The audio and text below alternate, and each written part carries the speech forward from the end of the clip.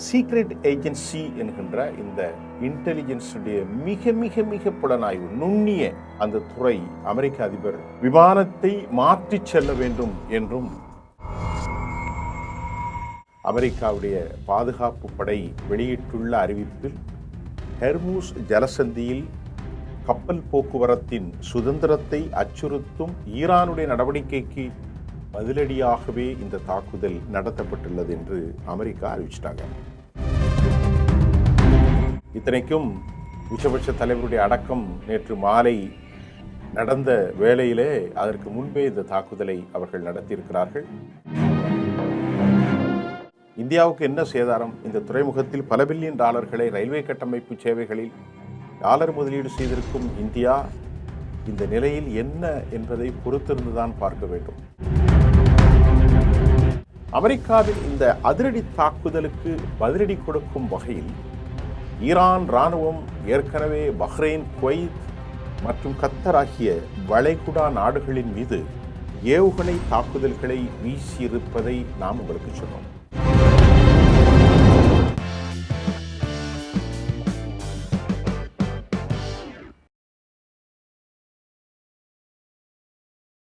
நேயர்களே, அமெரிக்க அதிபர் மிகப்பெரிய சதி திட்டத்திலிருந்து அவர் தப்பியிருப்பதாக செய்திகள் உளவு அமைப்பின் மூலம் வெளியாகியிருக்கிறது.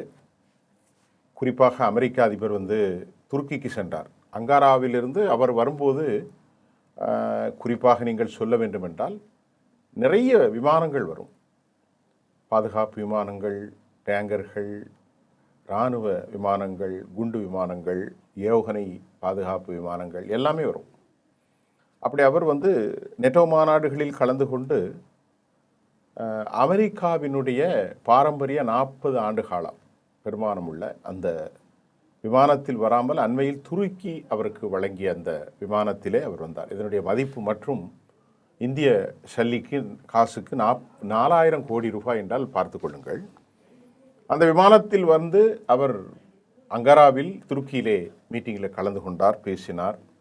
விடைபெறுகிற நேரத்தில் கடைசி மூமெண்ட்டில் சீக்ரெட் ஏஜென்சி, அமெரிக்காவினுடைய இன்டெலிஜென்ஸினுடைய ஒரு மிகப்பெரிய புலனாய்வுத்துறை நிறைய இருக்கும், சிஐஏ இருக்கும், எஃப்டிஏ இருக்கும், இப்படி நிறைய இந்த சீக்ரெட் ஏஜென்சி என்கின்ற இந்த இன்டெலிஜென்ஸுடைய மிக மிக மிக புலனாய்வு நுண்ணிய அந்த துறை அமெரிக்க அதிபர் விமானத்தை மாற்றி செல்ல வேண்டும் என்றும் கத்தர் கொடுத்த அந்த விமானத்தில் அவர் பயணிப்பது சாத்தியமில்லாத ஒன்று என்றும் உடனடியாக அவருடைய விமானத்தினுடைய எந்த விமானத்தில் செல்ல வேண்டும் என்கின்ற அந்த தீர்வு மாறிவிட்டது. ஆக கடுமையான பாதுகாப்பில் அவர் வழக்கம்போல் அமெரிக்காவினுடைய அமைச்சர்கள் செல்கிற பாதுகாப்பு விமானத்தில் இங்கிலாந்தை, யூரோப்பாவை அடைந்தார். அமெரிக்க தளத்தில் இறங்கிய பிறகு அதற்கு பிறகு அவர் எல்லாம் ரெஸ்ட் எடுத்துக்கொண்டு மீண்டும் யூரோப்பாவிலிருந்து வானெல்லையில் புறப்படுகின்ற போது அவர் மீண்டும் கத்தரில் பரிசீலிக்கப்பட்ட அதே விமானத்தில் அமெரிக்கா சென்றடைந்தார். இதற்கான காரணங்கள் வெளிப்படையாக சொல்லப்படவில்லை என்றாலும் அவருக்கு உயிர்நிலை தாக்குதல் நடத்த ஆபத்து இருப்பதாகவும் இன்டெலிஜென்ஸின் மூலம் நாம் அறிந்து கொள்ளலாம். மற்றொரு தகவல், இந்த தகவலை இஸ்ரேல் வழங்கியிருப்பதாகவும் தெரிவிக்கின்றது. இந்த நிலையில் ஈரான் மீது அமெரிக்கா பயங்கரமான தாக்குதல், அதில் இந்தியாவினுடைய சபாகர் துறைமுகம், இந்த துறைமுகத்தில் தான் நம்முடைய நாட்டில் பெரும்பாலான முதலீடுகள் இருக்கிறது. மோசமான தாக்குதலில் ஈரானுடைய உச்சபட்ச நிலைகள் மோசமான நிலைக்கு தள்ளப்பட்டுள்ளது. இந்தியாவுடைய பெரும் முதலீடுகள் பில்லியன் கணக்கில் அது அழிந்திருக்கிறது. இரண்டாவது நாம் பார்ப்போம். ஈரான் ஷஹார் விமான நிலையம் அமெரிக்க படைகளால் ரொம்ப துல்லியமாக குறிவைத்து தாக்கப்பட்டிருக்கிறது. அமெரிக்காவுடைய பாதுகாப்பு படை வெளியிட்டுள்ள அறிவிப்பில் ஹெர்மூஸ் ஜலசந்தியில் கப்பல் போக்குவரத்தின் சுதந்திரத்தை அச்சுறுத்தும் ஈரானுடைய நடவடிக்கைக்கு பதிலடியாகவே இந்த தாக்குதல் நடத்தப்பட்டுள்ளது என்று அமெரிக்கா அறிவிச்சிட்டாங்க. அடுத்து 90 இடங்களில் தாக்குதலில் குறிப்பாக சில இடங்களை நான் உங்களுக்கு சொல்கிறேன். புஷ்ஷர் பந்தர் அப்பாஸ், ஸ்ரீக் மற்றும் கொனாரக், சபாஹர் ஆகிய நகரங்களுக்கு அருகில் உள்ள பகுதிகளில் பயங்கர தாக்குதல் வெடிச்சத்தம் கேட்டதாக ஈரான் நாட்டு ஊடகங்கள் வெளியிட்டிருக்கிறது. இதை அடுத்து ரொம்ப மோசமான தாக்குதல் இமாம் அலி மருத்துவமனை மீதும் அமெரிக்கா குண்டு வீசி தாக்கியிருப்பதன் மூலம் இஸ்ரேலிய இராணுவம் காசாவில் மருத்துவமனைகளை காலி செய்ததோடு பல்லாயிரக்கணக்கான பொதுமக்கள் மருத்துவ வசதிகள் இல்லாமல் உயிரிழந்தார்கள்.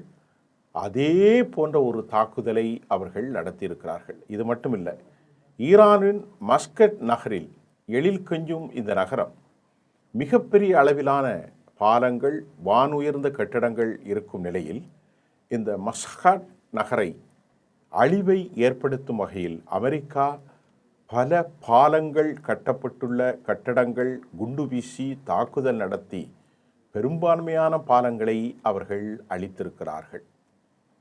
இதற்கு ஒரு செய்தியை சொல்லிவிட்டு நாம் இந்த செய்தியை தொடர வேண்டும். அமெரிக்காவுடைய கடந்த கால நடவடிக்கைகளில் இராணுவ நிலைகள் மட்டுமல்லாமல் கடல் வழியிலே ஹெர்முஸ் ஜலசந்தி இப்படித்தான் அவர்கள் தாக்கி கொண்டிருந்தார்கள்.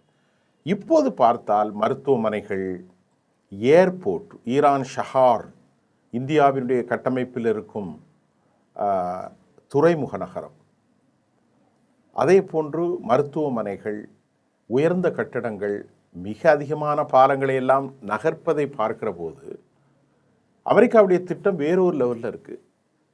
இஸ்ரேலில் எப்படி கஸாவில் இஸ்ரேல் நாசம் செய்ததோ அதே நிலையில் இங்கே அமெரிக்கா குண்டுகளை போட்டு, ராட்சச குண்டுகளை போட்டு நாசம் செய்வதற்கான நிலைகள் தொடர்வதாக எண்ணக்கூடுகிறது. உயிர் சேதம் பயங்கரமாக இருக்கலாம். இத்தனைக்கும் உச்சபட்ச தலைவருடைய அடக்கம் நேற்று மாலை நடந்த வேளையிலே அதற்கு முன்பே இந்த தாக்குதலை அவர்கள் நடத்தியிருக்கிறார்கள். இது ரொம்ப ஒரு அபாயகரமான போக்குக்கு இந்த போரின் மற்றொரு நிலையை கொண்டு செல்கின்றது. இது அல்லாமல் ஹெர்முஸ் ஜலசந்தியை தவிர்த்து ஈரான் இப்போது நாம் சொன்னதைத்தான் முக்கிய நிலைகளில் அமெரிக்கா தாக்குதல் நடப்பதன் மூலம் ஒரு ஆழமான பகை வளர்ந்திருப்பதையும் நாம் கண்டுகொள்ளக்கூடியதாக இருக்கிறது.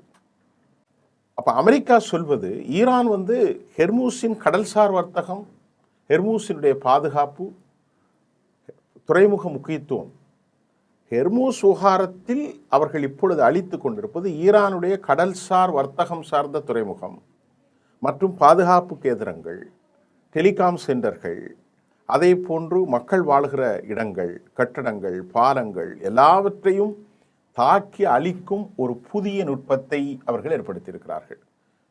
இந்தியாவுக்கு என்ன சேதாரம்? இந்த துறைமுகத்தில் பல பில்லியன் டாலர்களை ரயில்வே கட்டமைப்பு சேவைகளில் டாலர் முதலீடு செய்திருக்கும் இந்தியா இந்த நிலையில் என்ன என்பதை பொறுத்திருந்துதான் பார்க்க வேண்டும். சீனாவுக்கு மாற்றாக ஒரு பெரும் வல்லாதிக்க சுதந்திர நாடாக மாறியிருந்த ஈரானோடு நட்பு கொண்ட இந்த சபாஹர் துறைமுகம் அமெரிக்காவால் தாக்குதலுக்கு உள்ளாகியிருக்கிறது. அமெரிக்கா 80 இடங்களில் மிக கடுமையான தாக்குதலை நடத்தியிருக்கும் நிலையில் அடக்குமுறைகளுக்கு தாங்கள் ஒருபோதும் மசியப் போவதில்லை, மௌனியாகப் போவதில்லை என ஈரானுடைய அதிகார தலைமை சபாநாயகர் பக்கர் கலிபாப் கடும் எச்சரிக்கை விடுத்திருக்கிறார். அமெரிக்காவின் இந்த தாக்குதலுக்கு கண்டனம் தெரிவித்த நாடாளுமன்ற சபாநாயகர் முஹம்மது பாக்கர் கலிபாப் தனது எக்ஸ் தளத்தில் என்ன சொல்லியிருக்காருன்னு பார்க்கலாம். அமெரிக்காவினுடைய மிரட்டல்களுக்கும் அமெரிக்காவினுடைய பொய்களுக்கும் வாக்குறுதிகளை மீறுவதற்கும் இனி எந்த விலையும் கொடுக்கப்படாது. நான் ஒன்றை தெளிவாக சொல்கிறேன் என்கின்றார் திரு பாக்கர் கலிபாப். அமெரிக்காவே நீங்கள் தாக்கினால் திருப்பி தாக்கப்படுவீர்கள். ஹெர்முஸ் ஜலசந்தி பாதை ஈரானுடைய ஏற்பாடுபடி தான் எங்களின் சுயாதீன முடிவுகளின் அடிப்படை தான் திறக்கப்படுமே தவிர அமெரிக்காவினுடைய மிரட்டல்களுக்கு நாங்கள் பணியாது, எமது மக்களும் எமது தேசமும் பணிய மாட்டார்கள். தேவையில்லாமல் அலைபாயாதீர்கள், இல்லை என்றால் இன்னும் ஆழமாக நீங்கள் மூழ்கி விடுவீர்கள் என்றும் பக்கர் கலிபாப் கடும் எச்சரிக்கை விடுத்திருக்கிறார். அமெரிக்காவின் இந்த அதிரடி தாக்குதலுக்கு பதிலடி கொடுக்கும் வகையில் ஈரான் இராணுவம் ஏற்கனவே பஹ்ரைன், குவைத் மற்றும் கத்தர் ஆகிய வளைகுடா நாடுகளின் மீது ஏவுகணை தாக்குதல்களை வீசியிருப்பதை நாம் உங்களுக்கு சொன்னோம். இது எல்லோருக்கும் தெரிந்தது. ஆனால் அந்த நாடுகளின் ஏவுகணை எச்சரிக்கைகள் தற்போது ஒழிக்கப்பட்டு கொண்டிருக்கிற இடத்தில் பொதுமக்கள் பாதுகாப்பான இடங்களுக்கு செல்ல அறிவுறுத்தப்பட்டுள்ளார்கள். கத்தர் நாட்டினுடைய உள்துறை அமைச்சகம் கத்தர் நாட்டுடைய பாதுகாப்பு அச்சுறுத்தல்கள் அதிகம் இருப்பதால் பொதுமக்கள் அனைவரும் வீடுகளுக்கு உள்ளே பாதுகாப்பான இடங்களில் தாமதிக்குமாறு அரசாங்கம் மக்களுக்கு ஒரு விடுப்பை வேண்டுகோளை எச்சரிக்கை வைத்திருக்கிறது. இதே நேரத்தில் பஹ்ரைன் நாட்டினுடைய உள்துறை அமைச்சகம் எச்சரிக்கையின் மூலமாக சைரன்கள் ஒலிக்க செய்து மக்கள் அமைதியாக இருக்குமாறும் அருகில் உள்ள பாதுகாப்பான இடங்களுக்கு செல்லுமாறும் அறிவுறுத்தி உள்ளது. குவைத் இராணுவம் தங்களை நோக்கி வந்த ஈரானுடைய ட்ரோன்கள் மற்றும் ஏவுகணைகளை நடுவானிலே தடுத்து அழித்து வருவதாக பெரும் சேதாரங்கள் இல்லை என்றும் சில செய்திகள் கசிந்திருக்கிறது. அமெரிக்கா இப்போ நம்ம பார்க்கிற இடங்களில் 90 இடங்களில் பயங்கர தாக்குதல். அமெரிக்கா இந்த தாக்குதல் மூலம் எப்படியாவது ஈரானை மேசையில் அமர வைத்து மிரட்டி தாக்குதலின் மூலம் அழிவை ஏற்படுத்தி பேச்சுவார்த்தைக்கு எப்படியாவது கொண்டு வந்து கையெழுத்திட வேண்டும். ஹெர்மூஸை தானே எடுத்துக்கொள்ள வேண்டும். ஈரான் வளர்ந்தால் மத்திய கிழக்கில் தனது ஆதிக்கம் ஒருபோதும் நிலைபெறாது, ஈரான் ஒருபோதும் அடிபணியாதா என்று ஈரான் தெளிவாக அறிவிப்பு செய்துள்ளது குறிப்பிடத்தக்கது. ஆனாலும் அமெரிக்கா முயற்சி செய்கிறார்கள். ஈரானுடைய இராணுவ நிலைகளை கவனமாக குறிவைத்து அவர்கள் தாக்குதல் இருப்பதன் மூலம் ஈரான் தொழில்நுட்ப சாதனங்கள் மற்றும் ரெடார்கள் எல்லாவற்றையும் அழித்துவிட மிகப்பெரிய திட்டங்களை அமெரிக்கா வடிவமைப்பு செய்துள்ளது தெளிவாக உறுதிப்படுத்தப்பட்டுள்ளது. இதற்கிடையிலே ஆக்சியோஸ் செய்தி நிறுவனம் அமெரிக்கா 1 மாதம் போர் நடத்த திட்டம் தெளிவாக தீட்டியிருப்பதாகவும் ஆக்சியோஸ் இச்செய்தியின் நூடாக அதை உறுதி செய்திருப்பது குறிப்பிடத்தக்கது. இப்போது நாம் பார்க்கும் போது நீங்கள் யோசனை செய்துங்கள், பெரியவர் மரணித்து போய்விட்டார். அவரது மரணத்திற்கு பின்பும் கொஞ்சம் கூட ஒரு இணக்கமில்லாமல் பயங்கர தாக்குதலை நடத்திய அமெரிக்காவினுடைய பீட் ஹெர்ட்ஸ் இஸ்ரேலுக்கு பயணிக்க வேண்டிய விவகாரம், நேட்டோ நாட்டில் போர்க்கால பிரதமர் என்று இஸ்ரேலை அவர் புகழ்ந்தது கொஞ்சம் உங்களுக்கு தெரியும் என்று நினைக்கிறேன். இஸ்ரேலுக்கும் இவர்களுக்குமான தொடர்புகள் வலிமையாக இருக்கிறது. ஆகவே இவர்கள் இனி காசாவை போன்று உருக்குலைந்த ஒரு நிலைக்கு வராத வரை ஈரான் நம்மை ஆபத்து என்பதை அவர்கள் தெளிவாக திட்டமிட்டுத்தான் இப்போது இந்த போரில் இறங்கியிருக்கிறார்கள். அப்படி என்றால் உங்களுக்கு ஒரு கேள்வி வரும். ஒப்பந்தம் அது கண்துடைப்பு தான், அது பேரளவில் தான். அப்போதே எங்களுக்கு தெரியும் 28 லட்சம் கோடியை கொடுக்கிறது, இவர்கள் நாட்டுள்ள பொருளாதார தடைகளை நீக்குவது, இவர்கள் வியாபாரம் செய்ய அனுமதிப்பது, இது எப்படி சாத்தியமானது? அணு ஆயுதங்களை 1 மாதம் கழித்து பேசிக்கொள்வது, இது எப்படி சாத்தியமானது என்று அறிவானவர்கள் யோசிக்கிற போது இதற்குள்ளே ஒரு சூட்சமம் இருப்பதை நாம் பார்த்தோம்.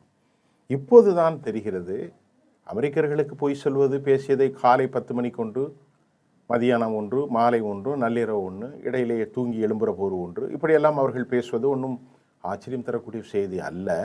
இருந்த போதிலும் அமெரிக்காவினுடைய இந்த நயவஞ்சகத்தன்மை இதில் வெளியாகி இருப்பதை அவர்களுடைய கூட்டாளிகளை ஏற்றுக்கொள்ள மாட்டார்கள். ஏனென்றால் இதுபோது சர்வதேச பார்வை உலகத்தில் பெரும் அணுகுண்டை வைத்திருக்கிற ஈரான் ஹெர்மூஸ் என்ற அணுகுண்டின் மூலம் அவர்கள் பெரும் நெருக்கடி ஏற்படுத்தப் போகிறார்கள்.